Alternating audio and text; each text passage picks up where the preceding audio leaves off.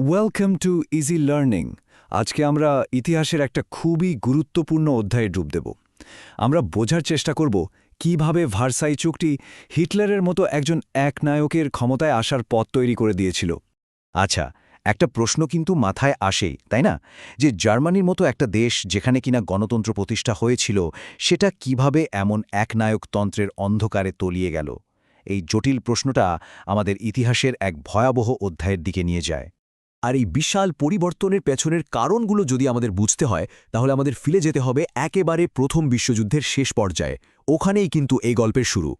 দেখুন, প্রথম বিশ্বযুদ্ধে জার্মানির হারটা শুধু একটা সামরিক পরাজয় ছিল না, এটা ছিল একটা গোটা রাজনৈতিক যুগের অবসান। সম্রাট কাইজের দ্বিতীয় ভিলহেলমকে সিংহাসন ছাড়তে বাধ্য করা হয়, আর জার্মানি একটা সম্পূর্ণ নতুন ভবিষ্যতের দিকে এগোতে শুরু করে। তো সম্রাট চলে যাওয়ার পর সংসদীয় দলগুলো ভাইমার শহরে একসঙ্গে বসে একটা গণতান্ত্রিক সংবিধান তৈরি করল, আর এভাবেই জন্ম হল ভাইমার প্রজাতন্ত্রের। কিন্তু সমস্যা হল, এর শুরু থেকেই পথটা ছিল কাঁটায় ভরা। কারণটা হলো, এই নতুন প্রজাতন্ত্রকে জন্ম হওয়ার সাথে সাথেই এমন একটা শান্তি চুক্তি মেনে নিতে বাধ্য করা হয়েছিল, যেটা ছিল জার্মানির জন্য ভীষণ কঠোর আর চরম অপমানজনক। আর এই চুক্তিটাই হলো ভার্সাই চুক্তি। ভার্সাই চুক্তির ফলে জার্মানির ম্যাপটাই যেন বদলে গেছিল। ফ্রান্স, পোল্যান্ড, ডেনমার্ক, বেলজিয়ামের মতো দেশগুলো জার্মানির অনেক গুরুত্বপূর্ণ শিল্প এলাকা আর সম্পদশালী অঞ্চল নিজেদের দখলে নিয়ে নেয়। শুধু জমি নয়, জার্মানি তার মোট জনসংখ্যার প্রায় 10 ভাগ, 75% লোহার খনি আর 26% কয়লার ভাণ্ডারও হারিয়ে ফেলে। একবার ভাবুন তো, একটা দেশের অর্থনীতির জন্য এটা কতটা বিধ্বংসী হতে পারে। এখানে শেষ নয়, এর ওপরে চাপানো হলো এক বিশাল অঙ্কের আর্থিক জরিমানা, প্রায় 6 বিলিয়ন পাউন্ড। এই বিপুল পরিমাণ টাকা শোধ করা জার্মানির পক্ষে প্রায় অসম্ভব ছিল। কিন্তু সবকিছুর চেয়েও বেশি অপমানজনক ছিল এই ওয়ার গিল্ট ক্লজ বা যুদ্ধাপরাধের ধারা। এই ধারা দিয়ে শোর করে জার্মানিকে দিয়ে স্বীকার করানো হলো যে প্রথম বিশ্বযুদ্ধ শুরু করার এবং সমস্ত ক্ষয়ক্ষতির জন্য একমাত্র তারাই দায়ী। এটা জার্মানদের আত্মসম্মানে একটা বিরাট আঘাত ছিল। তো বুঝতেই পারছেন, এই চুক্তির ফলে নতুন গণতান্ত্রিক সরকারটা শুরুতে গভীর সংকটে পড়ে গেল। একদিকে যেমন জাতীয় অপমান, অন্যদিকে তেমনি অর্থনীতির একেবারে ভেঙে পড়া অবস্থা। আর পরিস্থিতিটা খুব অদ্ভুত হয়ে দাঁড়াল। দেখুন, যুদ্ধ শুরু করেছিল পুরনো সাম্রাজ্য, কিন্তু তার সব দায় চাপানো হলো এই সদ্য জন্মানো ভাইমার প্রজাতন্ত্রের উপর। মানে এই নতুন গণতন্ত্রকে তার আগের শাসকদের ভুলের শাস্তি ভোগ করতে হচ্ছিল। এর ফল যা হওয়ার তাই হল।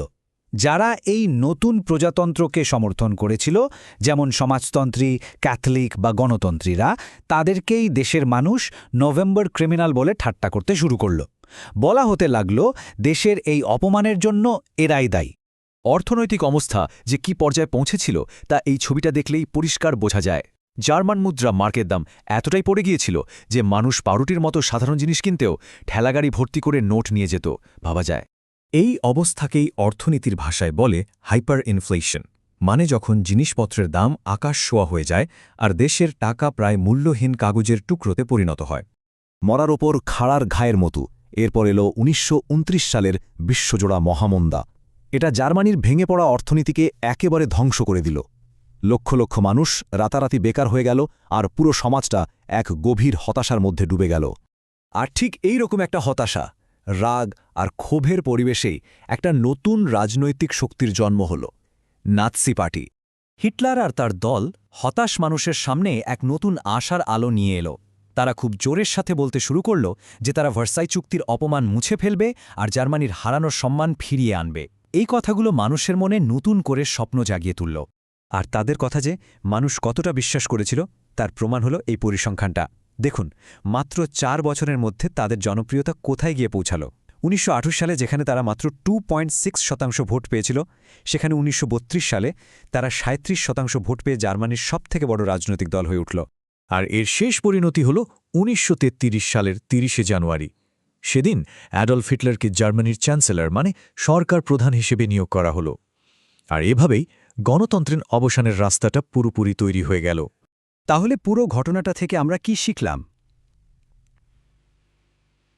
ভার্সাই চুক্তির মতো কঠোর শর্ত, অর্থনৈতিক সংকট আর জাতীয় অপমান, এই সব কিছু মিলেমিশে এমন একটা পরিস্থিতি তৈরি করেছিল যা হিটলারের মতো একজন একনায়কের উত্থানের জন্য একেবারে উর্বর জমি হয়ে উঠেছিল। ইতিহাসের এই অধ্যায়টা আমাদের এটাই শেখায় যে একটা জাতির উপর চাপিয়ে দেয়া অপমান আর অর্থনৈতিক হতাশা কিভাবে গণতন্ত্রকে ধ্বংস করে দিতে পারে। Please subscribe our channel easy learning for more learning.